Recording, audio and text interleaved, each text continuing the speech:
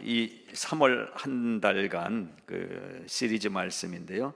예수 시리즈로 지난주에 이 땅 위에 예수 계절, 오늘은 죄인에게 예수 구원, 다음 주에는 우리 위에 예수님 사역을 하셔, 예수 사역.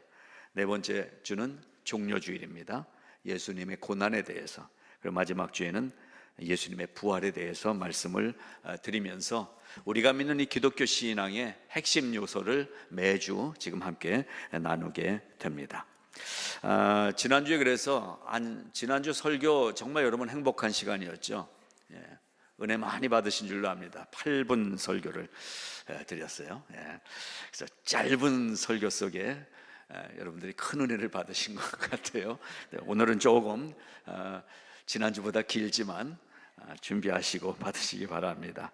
근데 지난주 짧은 시간 속에 제가 두 개의 글을 소개를 해드렸는데, 하나는 김중근 목사님이 청년 대학생들에게 그 대구의 그 미루나무 숲 속에서 한 3-4천 명 모인 그 청년들에게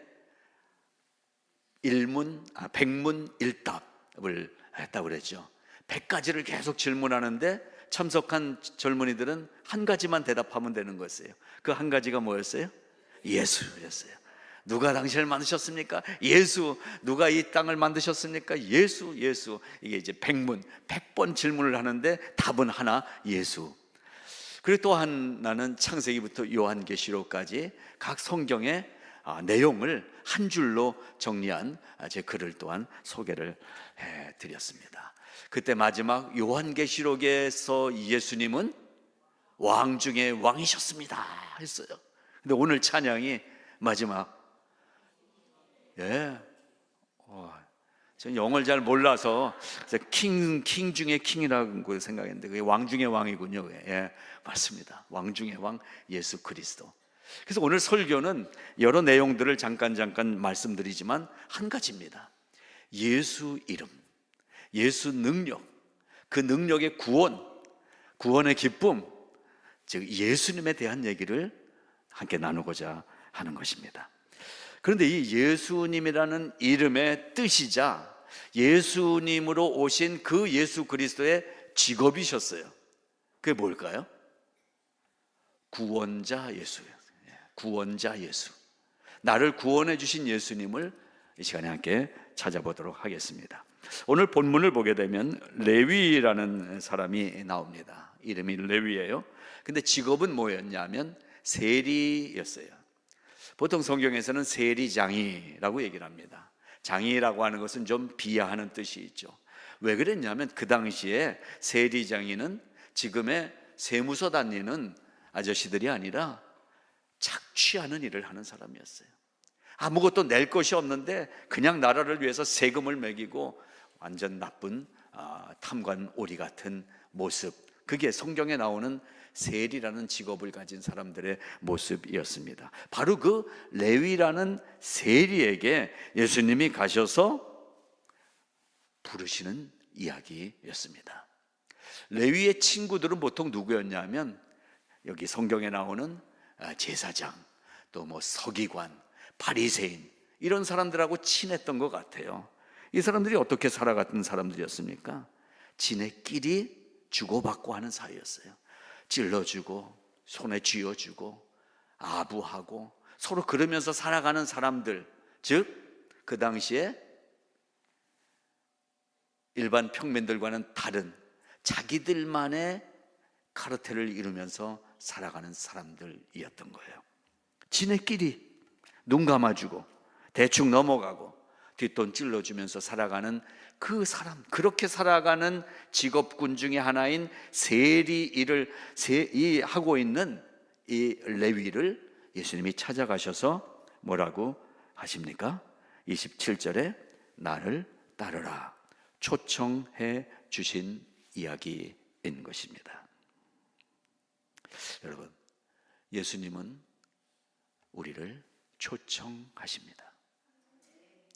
이 세리는 뭐 하다가 초청을 받았습니까? 착취하는 일을 했던 것 같아요. 근데도 예수님이 부르셨어요.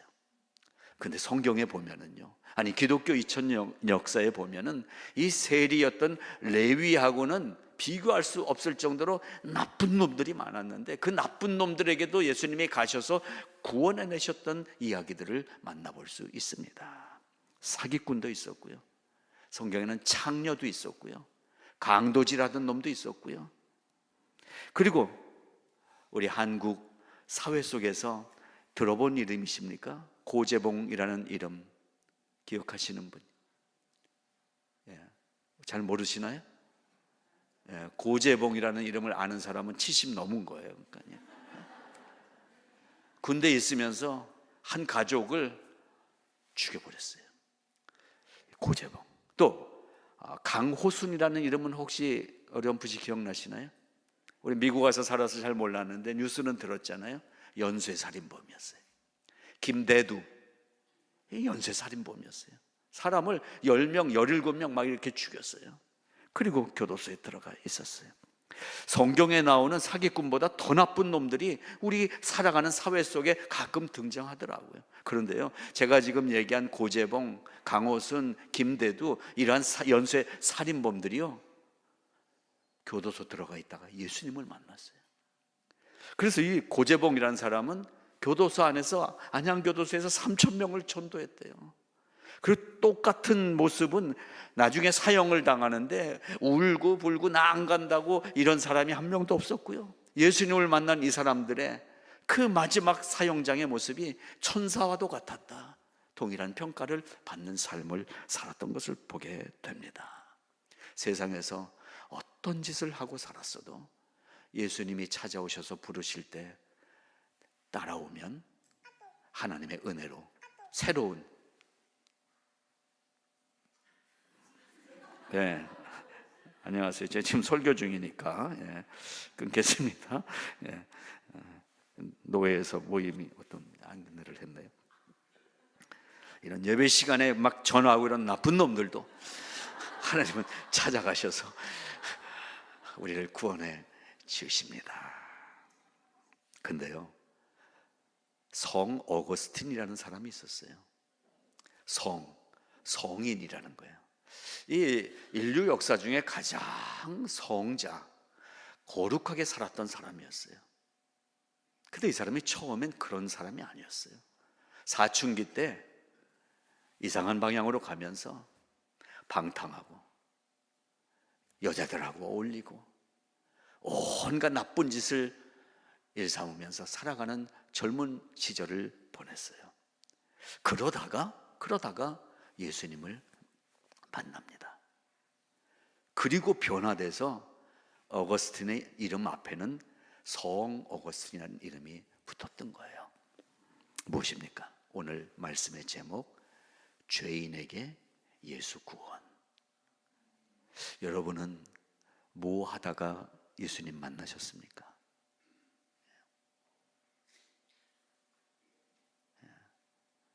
과거는 묻는 게 아니라고 그랬는데, 이민생활에서는 전에 뭐 했냐고 물어보면 안 된다는데 제가 물어보고 있어요. 여러분 뭐 하다가 예수님 만나셨어요? 괜찮아요. 그거 괜찮아요. 그렇게 살았던 거 괜찮아요. 왜? 지금 내가 예수님을 믿고 있으니까. 우리의 구원은 과거의 모든 죄가 씻김 받았다는 뜻입니다. 어떻게 살았어도 괜찮아요. 이 연쇄 살인범들도 예수님이 찾아가 주셨잖아요. 이 방탕하게 살아가던 어거스틴에게도 예수님이 그 은혜를 주시는 거였어요. 죄인에게 예수 구원입니다. 나 같은 죄인에게도 예수님은 찾아오신 줄로 믿습니다. 아직 내가 구원의 확신이 없어도 이 주일 아침에 교회에 와서 예배의 자리에 와 있다는 사실만으로도 구원 받았다는 것을 저는 확신할 수가 있습니다. 저를 지금 아침에 조계사 대웅전에 갖다 놓으면 저는 아마 미칠 거예요.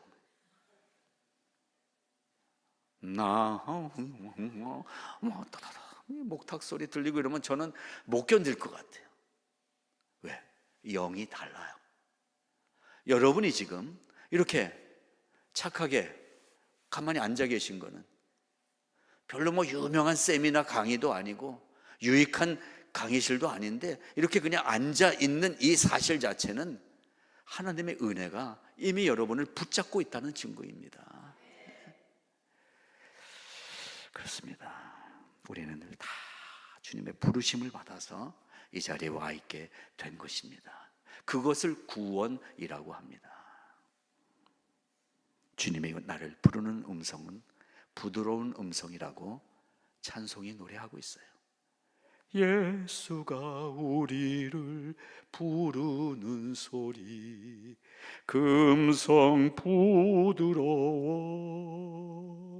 어떻게 우리를 기다리면서 부르셨냐 하면요, 문 앞에 나와서 사면을 보며 우리를 기다리네.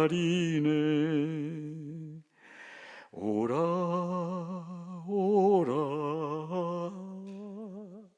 방황치 말고 오라.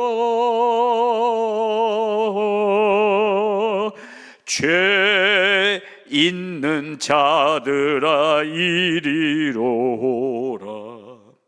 주 예수 앞에 오라. 그 부르심에 내가 이렇게 왔어요. 여러분, 축복합니다. 주님 앞에 와 있는 이 사실로 구원은 완성입니다. 헌금도 많이 앞으로 내야 되는 거 아니에요. 매일 나와서 교회 청소하고 뭐 교회를 위해서 뭘 대단한 걸 해야 되는 거 아니에요. 구원은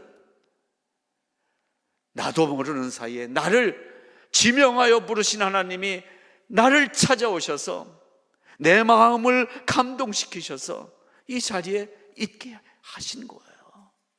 그래서 저는 기대가 되는 것입니다. 박지훈이라는 형제를 저는 너무 사랑하게 됐어요. 평생에 훈련소에서 교회 4번 가본 것밖에 없다는데, 여러분은 이쪽 보고 앉아서 잘 모르셨겠지만 오늘 시간을 안 맞춰놔서 조금 늦으신 것 같아요. 그런데 예배에 자기 발로 이렇게 와서 앉아요. 여러분, 이게 한 청년의 마음을 누가 만지십니까? 저는 이렇게 주님 앞에 나오는 한 사람 한 사람을 하나님이 복 주지 않으실 이유가 없다고 생각해요. 예수님이 부르실 때 그 음성이 내 마음을 움직여서 내 발을 인도하셔서 우리는 이렇게 다 교회로 나와 앉아 있는 것입니다. 이것이 구원입니다. 간단하게 이 구원을 조금 더 설명을 드리겠습니다. Salvation, 구원. 구약에서는 예수와 여호수아, 이 구원이라는 뜻입니다. 그런데 이 원어를 좀 더 잘 살펴보니까 구원이라는 뜻에는 이렇게 4가지 정도의 대표적인 뜻이 있어요. 하나는 해방시키다, 두 번째는 보호해주다, 세 번째는 고쳐주다, 네 번째는 구출해내다. 이러한 뜻이 우리가 예수 믿는다는 구원이라는 숨겨진 뜻입니다. 여러분, 우리는 해방됐습니다. 해방됐습니다. 이거는 내가 뭔가 노력을 해서 우리나라를 독립시키기 위해서 독립운동을 하고 내가 쟁취해서 얻은 것이 아니라 누군가에 의해서 내가 이러한 해방된 민족이 된 거예요. 그 우리나라는 36년간 일제강점기에 있다가 독립운동도 열심히 했지만 결국에 세계 열강들의 세계사 속에서 흐름 속에서 우리가 막 해서 된 일보다는 뭔가 이렇게 움직여가면서 세계 열방의 이 도움을 통해서 나라가 독립이 된 거예요. 우리가 받은 구원이 그렇습니다. 우리가 하나님 앞에 나오는 일도 했고 뭔가 진리를 찾아가려고 하는 노력도 했지만 결국에는 해방된 것입니다. 해방은 능동적 단어가 아니라 피동적 단어입니다. 우리의 구원은요, 내가 뭔가를 해서 얻은 것이 아니기 때문에 주님 앞에서 자랑할 것이 없다고 그랬어요. 하나님의 온전하신 사랑 때문에, 하나님의 사랑이 나를 죄로부터 건져내 주셔서 해방시켜 주셨다는 것입니다. 해방은 무엇입니까? 자유의 선포입니다. 이제 나를 얽어매는 게 없다는 것입니다. 그것이 구원입니다. 그래서 이 구원받은 것을 확인하고 확신하고 사는 사람은 더 이상 묶여 있을 수가 없는 것입니다. 이민생활은 우리의 삶을 묶어버리더라고요. 신분 문제로, 재정 문제로, 뭔가 미래에 대한 암담한 그런 어두운 문제로 자꾸 묶이게 만들더라고요. 누가? 사탄이 우리를 꽁꽁 묶어요. 근데 예수 그리스도 이 이름은 우리를 자유케 하신 것입니다. 교도소 사역관 얘기했죠. 어느 한국의 여전도에서 교도소 사역을 가면서, 안양교도소에 가면서 초청 가수와 함께 갔잖아요. 옛날 가수인데 그 가수 이름 저도 잘 모르겠어요. 가서 이제 죄수들이 앞에 쭉 앉아 있고 노래를 해주는 거예요. 여자 가수가 왔으니까 이 죄수들이 아주 기대하고 있는데 딱 노래가 시작돼, 전주가 나오고 시작됐는데 그런 노래가 있나 봐요. 사랑의 줄로 꽁꽁 묶어서 이런 노래. 죄수들이 듣다가 이 가사 때문에 화가 나기 전, 지금 우리가 이렇게 갇혀 있는데 사랑의 줄로 꽁꽁 묶어? 또. 여러분, 예수님의 사랑의 줄은 우리를 보호하는 줄입니다. 구원은 예수님의 사랑입니다. 이 세상에서 우리를 구원해낼 만한 것들이 가끔은 있는 것 같아요. 돈을 좀 많이 모으면 이 가난으로부터 해방되는 것 같아요. 그러나 여러분, 돈이 더 단단한 밧줄이 되더라고요. 돈에 묶여서 살더라고요. 진정한 자유, 해방을 구원이라는 이름으로 주님이 우리에게 주셨습니다. 두 번째 뜻은 뭐였습니까? 두 번째 뜻은 보호라는 뜻을 갖고 있어요. 구원받은 사람은 보호받습니다. 여러분의 삶을 주님이 보호해 주십니다. 구원받은 사람은 이 세상 살면서 주님의 따뜻한 품에 보호를 받는 것입니다. 그 보호가 광야 백성들에게 홍해를 만났는데 홍해의 물이 갈라지면서 건너가게 하십니다. 목이 말라 죽겠는데 반석이 열려서 물이 콸콸 쏟아져 내려오게 하십니다. 우리를 어떠한 상황에서도 보호해 주시는 하나님, 그 하나님을 만나는 것이 구원인 것입니다. 세 번째 의미는 고쳐주다라는 뜻이 있습니다. 주님을 만나면 고침을 받습니다. 고침을 받습니다. 상처가 치료받습니다. 여러분, 상처 받아보셨죠? 누구에게? 강아지나 고양이에게 상처받는 사람은 없더라고요. 꼭 그 인간에게 상처받더라고요. 근데 그 인간들 속에서 우리가 살아가니까 얼마나 우리가 마음이 찢어지고 상처받는 일이 많습니까? 좀 좋은 말 해주면 안 돼요? 근데 뭐 좀 이렇게 차려입고 오면은 아이고 꼭 그러면서 이상한 눈으로 쳐다보고 상처를 줍니다. 그런데 주님 안에 오게 되면 주님의 사랑이 우리의 모든 상처를 씻어주시고 상처로부터 회복시켜 주십니다. 그게 구원이라는 의미인 것입니다. 마지막으로 구출이라는 뜻이 있습니다. 구출. 여러분, 구출작전. 소말리아 해적들에게 우리 어부들이 잡혀 있을 때 우리 한국의 특공대가 현지를 갔어요.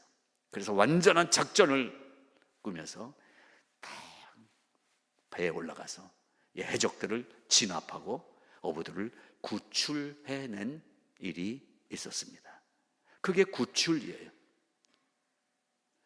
해적들에게 잡혀서 죽을 수밖에 없는 그러한 상황 속에 있는데 이 특공대가 가서 그들을 구출해내는 것입니다. 우리가 세상 속에 살면 해적 속에 사는 거예요. 여러분, 살아보면 살아볼수록 사람이 무섭더라고요.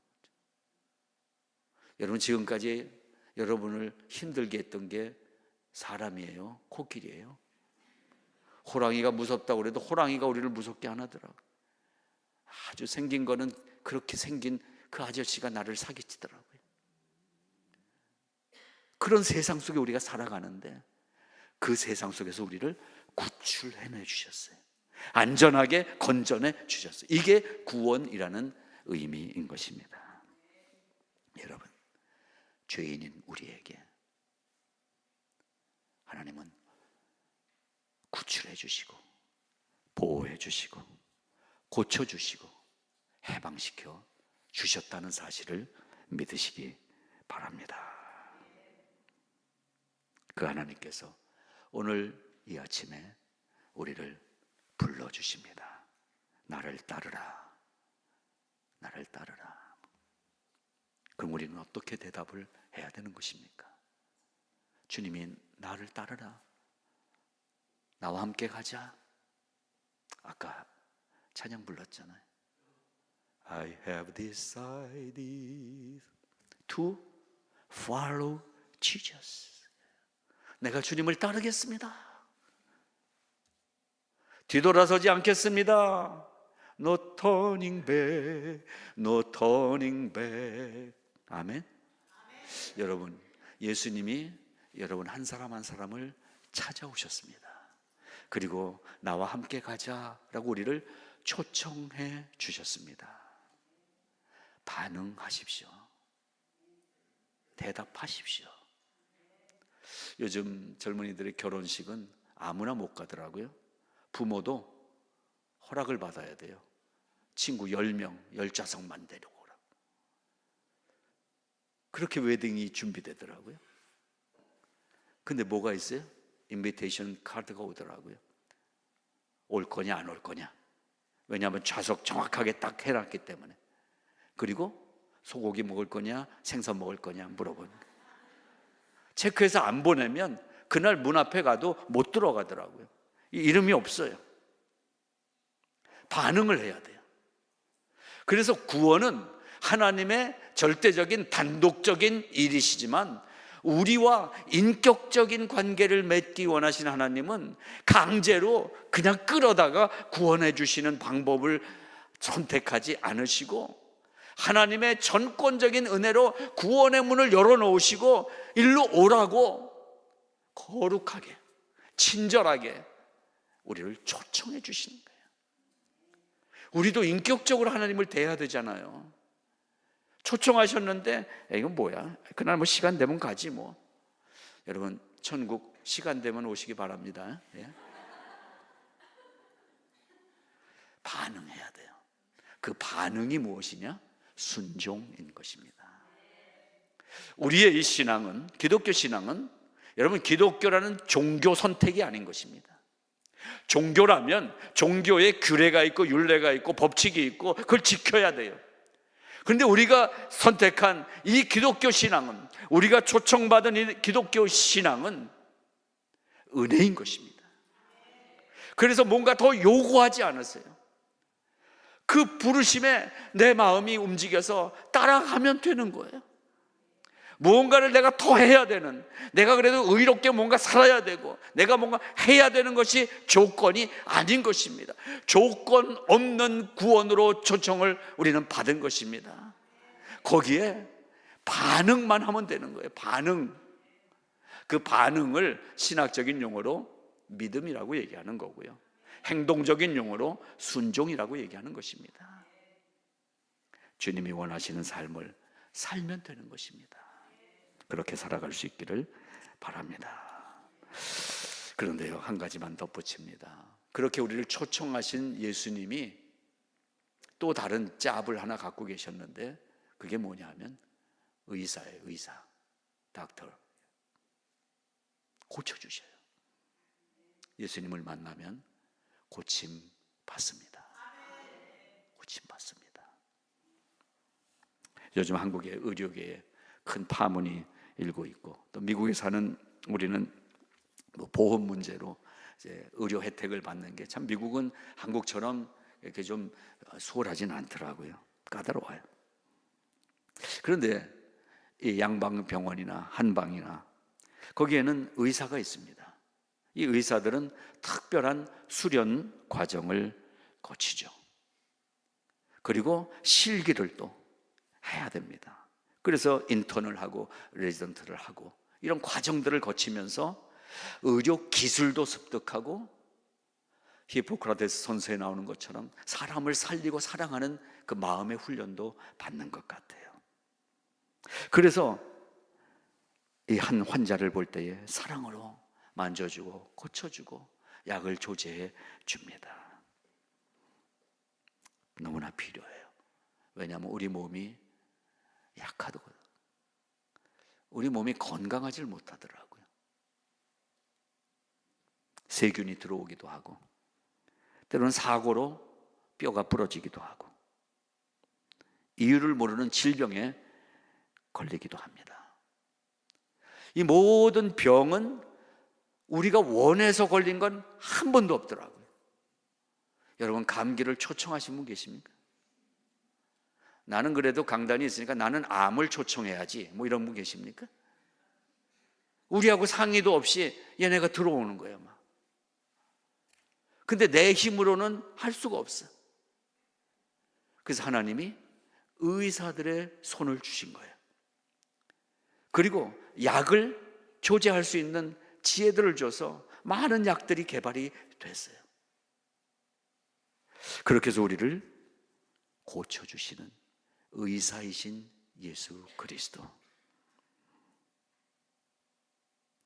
여러분, 철학은 뭐라고 얘기하냐면요, 인간이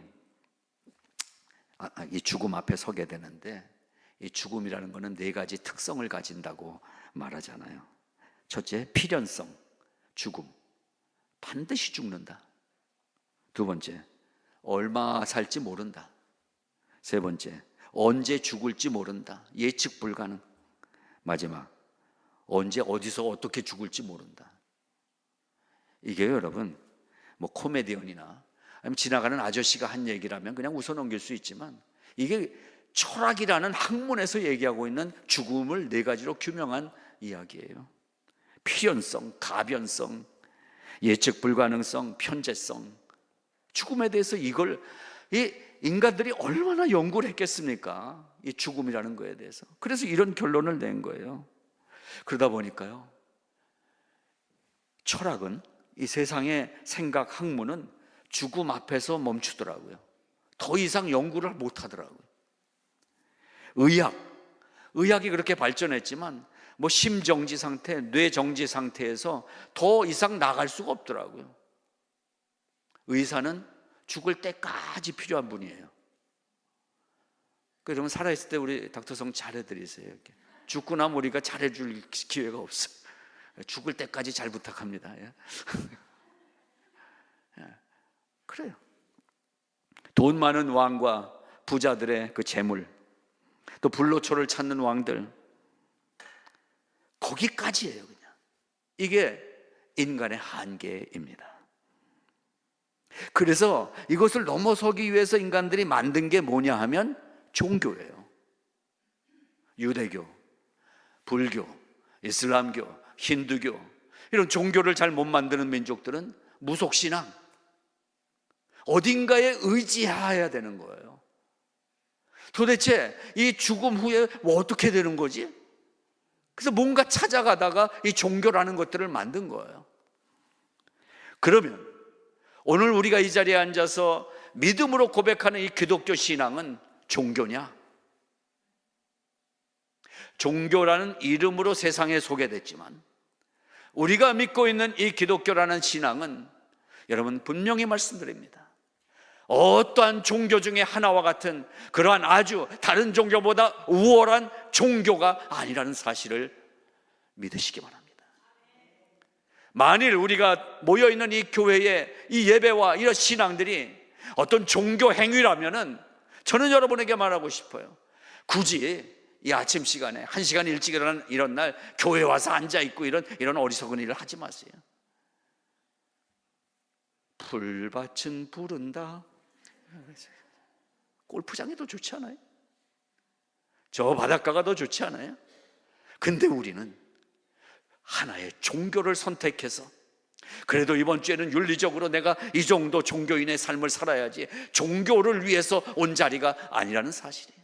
저는 믿습니다. 오늘 이 시간에 주님이 이 자리에 오시고, 나를 인격적으로 사랑하시는 주님이, 우리가 30년, 40년, 50년 늘 반복되는 이 예배 자리에 왔을지라도, 또 오늘 이렇게 처음 이 성화장로교에 와서 앉아있는 두 형제일지라도, 누구냐에 상관없이 주님은 지금 이 시간 나에게 찾아오셔서 여전히 변치 않는 한마디 말씀을 해주고 계십니다. 내가 너를 사랑한다. 사랑한다. 사랑하기 때문에 고쳐주신대요. 여러분, 주님이 우리의 삶을 만져주시고 고쳐주십니다.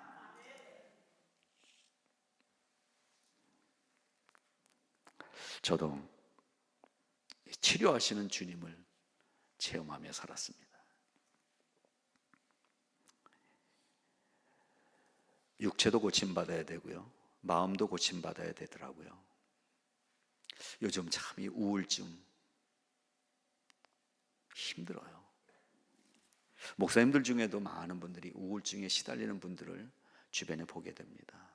내 의지를 넘어선 일들이 내 마음속에서 막 다가올 때가 있더라고요. 여러분도 때로 마음이 막 무너질 때가 있지 않으세요? 이렇게 살아서 뭐하지? 근데 주님은 고쳐주시는 주님이십니다. 정말이에요, 정말이에요. 여러분, 저는 죽음을 생각해 본 적이 있을까요, 없을까요? 저는 그냥 어떤 건 모르시니까 그냥 어떨 것 같아요. 제가 죽음하고는 상관없이 저는 늘 언제나 지랄이고 지극히 발랄하고, 그러니까 밝고 이렇게 사는데 죽음하고 상관없을 것 같지 않으세요? 근데 저도요, 죽고 싶을 때가 있었어요. 그것도 이 미국 와서 여러분, 제가 비즈니스를 처음에 이렇게 헐리우드 한가운데서 했던 얘기 들었잖아요. 너무 잘 됐잖아요. 한 달 정도 잘 됐잖아요. 근데 9/11이 터지면서 바닥을 치게 됐죠. 뱅크럽시도 하고.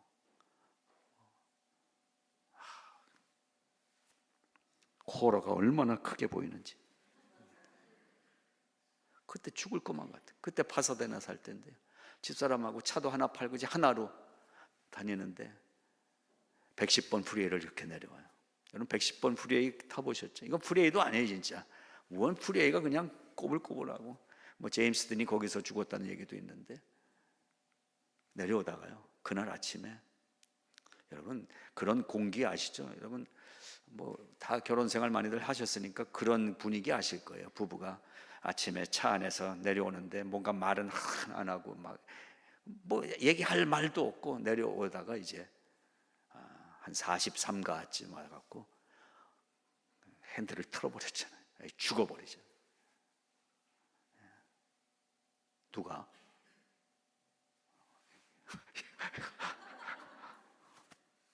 근데 여러분, 핸들을 튼 그놈이 살았을까요, 죽었을까요? 그놈이 살았던 거예요. 그 옆에 있는, 이건 뭐라고 해야 되나, 이 여자는? 그 여인도 죽지 않고 살았고, 차가 이 둔덕에 가서 받고 죽고 싶은 날이 있어요. 그런데요, 예수님은 살아계십니다. 한 번 택한 사람을 버리지 않으십니다. 아무리 시궁창 같은 인생 속에 들어가 있어도 주님은 살려주는 하나님이시고요, 고쳐주시는 분이십니다. 그 다음에 잘 살았거든요. 예수 잘 믿고 교회 잘 다니고 이랬어요. 근데요, 이번에 또 몸에 갑자기 이상이 생기더라고요. 그래서 저는 드라마에 나오는 재벌 같은 그런 것도 해봤어요. 있잖아요. 갑자기 이런 어느 토요일 날 오는 거예요. 심장마비, 하드어택이 와서. 그날 밤 응급실 갔다가 괜찮더라고요. 한 2시간 지나니까. 근데 퇴원을 안 시켜서 그냥 그날 밤 내일 퇴원하지 그러고 있는데, 그날 밤 새벽 2시쯤에 제가 누워있는 침대가 막 흔들려서 깨보니까 저를 막 급하게 수술실로 데리고 가더라고요. 그래서 살아난 거예요. 닥터가 수술한 다음에 오더니 어제 그냥 집에 갔으면 자다가 죽는 게 이런 겁니다 그러더라고요. 심장마비도 저는 경험해봤습니다. 그 다음에 쓸개도 떼버렸습니다. 그래서 제 이름은 쓸개없는, 여러분 편하게 얘기해요. 쓸개없는 놈인 것이죠. 그리고 얼마 전에 캔서도 경험합니다. 우리가 살 때 초청하지 않은 질병들, 초청하지 않은 불안감과 우울증들이 찾아옵니다. 어떻게 이겨낼 수 있었을까요? 이겨낼 수 없더라고요. 그냥 주님이 살려주시더라고요. 여러분 혹시 오늘 이 구원이라는 이야기를 나누면서 진짜 구원을 얻으시기를 바랍니다. 우리 기독교 신앙에서 말하는 구원은 나중에 이 도나스 구원이 아니에요. 부연 설명이 필요한가요? 만화 보면 죽은 사람은 여기 도나스 그려놓잖아요. 죽은 다음에 살려주는 그러한 구원이 아니에요. 구원을 여기서 바라보면 과거의 구원이 있습니다. 여기서 바라보면 지금 구원이 있습니다. 여기서 바라보면 앞으로 구원이 있습니다. 무엇이냐? 우리의 육체와 마음과 영혼까지도 구원해 주시는 완전한 구원이, 하나님이 우리에게 주시는 이 구원의 은혜라는 사실을 믿으시기 바랍니다. 하나님은 우리를 외면하지 않으십니다. 어떠한 문제 속에 있어도 문제 한번 이겨내고 나와봐, 응원단이 아닙니다. 실제로 당신이 움직여서 우리의 손을 붙들어서 끄집어내시는, 구출해내시는, 그리고 막아주시는, 보호하시는 하나님이시라는 말씀입니다. 저와 여러분이 받은 이 구원은 완벽한 구원, 완전한 구원, 온전한 구원이라는 사실을 믿으시기 바랍니다. 내가 구원을 몰라도 구원받는 거예요. 내가 아직 하나님에서 몰라도 하나님이 마음 정하시면 나는 구원 받은 사람이 된 것입니다. 나의 무언가로 구원을 이루려고 하지 마시고요, 구원받았다는 사실을 믿음으로 인정하고, 그래요, 나는 잘 모르지만 하나님이 구원해 주셨다는 것을 내가 믿고 가겠습니다. 이 순종을 고백할 때에 나의 삶이 구원으로 완전하게 이루어져 간다는 사실을 믿으시기 바라는 것입니다. 그래서 우리는 행위로 말미암은 것이 아니니 이는 아무도 자랑하지 못하게 함이니라. 내가 구원받은 사실은, 우리가 구원받은 사실은 자랑할 문제가 아니라 감사할 문제인 것입니다. 그래서 우리의 삶이 바뀌게 되는 것입니다. 만일 구원받은 게, 예수 믿는 게, 이제 교회 다니는 게 나의 자랑의 요소라면 그 구원은 가짜입니다. 내가 받은 이 구원이, 내가 교회에 다니는 것이, 내가 예수 믿는 것이 감사로 인정될 때 내 삶은 가장 복된 은혜의 삶이 된다는 사실인 것입니다. 히브리서는 이렇게 말씀합니다. 언제나 살아계셔서 하나님 앞에 구하시는 자들을 온전히 구원하실 수 있느니 이는 항상 살아계셔서 저를 위하여 중보하고 계시는 연곤이라. 지금도 우리의 현재 구원을 위해서 애써주고 계십니다. 보호해 주시고, 날마다 회복시켜 주시고, 살려주시고. 그래서 마지막 주님 다시 오셨을 때, 내 죽음 앞에 섰을 때 뒤를 돌아보니까 구원받은 게 맞구나, 구원에 감사하게 되는 것입니다. 저는 우리의 이 신앙생활이 종교적 행위를 벗어나서 감사로 충만한, 감사로 가득한, 감사로 어쩔 줄 모르는 기쁨이 넘치는 매일매일의 삶이 되시기를 주님의 이름으로 축복합니다. 기도하겠습니다. 하나님 아버지의 은혜를 감사합니다. 우리를 어둠에서 건져내어 사랑의 아들의 나라로 옮겨 놓으시고 주 예수 그리스도의 피로 구속해 주시고 죄사함해 주시고 살려주신 은혜를 감사합니다. 선포합니다. 하나님은 나의 구원, 나의 능력이시니 내게 어떠한 일이 생길 때마다 여호와로 말미암아 나를 구원하시는도다. 시편 기자의 고백을 이 아침에 고백하오니 주여, 오랫동안 믿으며 고백했던 주님, 오늘 처음 주님을 만나서 고백하는 나의 고백 가운데 임재하여 주시옵시고 한 사람도 하나님의 구원의 자리에서 떨어지는 자 없게 하시고 붙잡아 주신 이대로 감사하며 기쁨으로 걸어가는 우리의 삶이 되게 하여 주시옵소서. 예수님 이름으로 기도드리옵나이다. 아멘. 아멘.